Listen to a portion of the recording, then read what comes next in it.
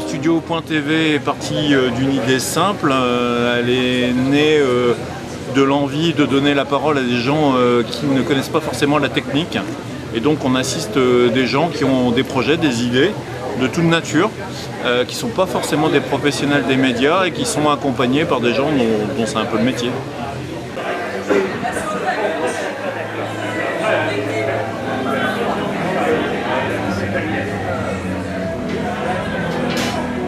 Ce soir on est au Mécano, c'est un lieu qu'on aime bien, c'est un lieu où ça brasse, même si on est en période de confinement.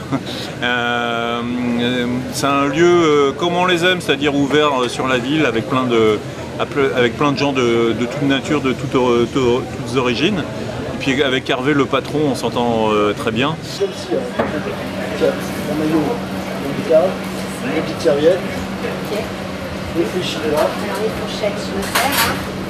Barquette biodégradable.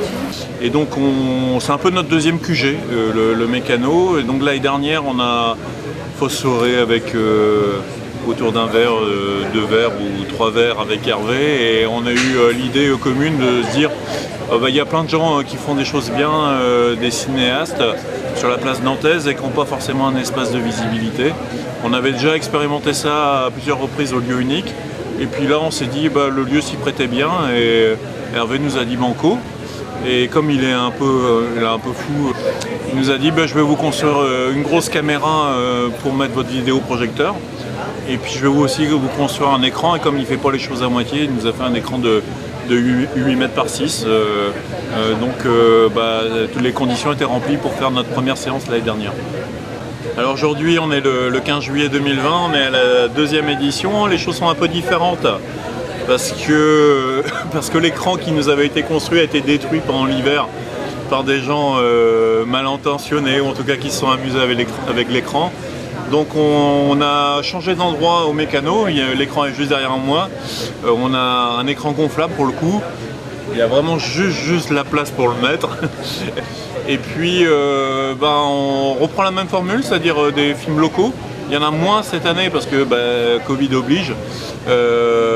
Mais on va faire une session qui est vraiment très sympathique, qui est un peu le mélange de ce qu'on produit à l'année sur la télé, sur monstudio.tv, avec des films d'actualité, aussi mêlés avec des films de réalisateurs locaux.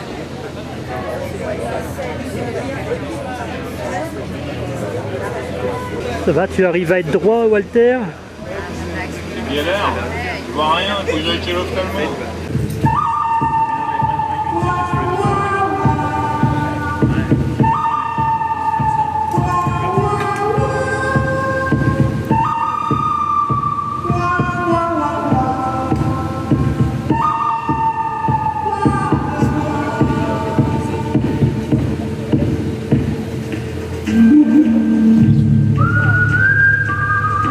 Les films qu'on projette sont à la fois des gens qu'on côtoie, sont produits par des gens qu'on côtoie toute l'année, de par la télé, parce qu'on est en proximité avec un certain nombre de réalisateurs.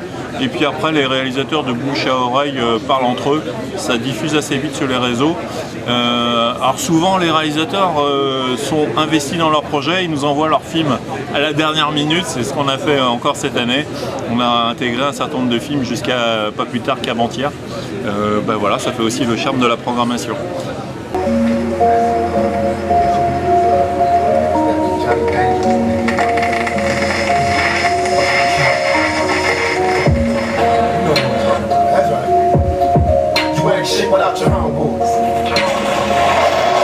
Je suis incapable de vous dire en quoi consistera la 3e édition l'année prochaine, c'est un peu trop tôt. Non, je pense qu'on va reprendre la même formule, c'est-à-dire de projeter des films. Plus ils sont riches, plus ils seront variés, plus on sera ravis. L'année dernière on avait fait 3 dates, là on va faire une seule date. Peut-être que l'année prochaine on fera plusieurs sessions au cœur de l'été.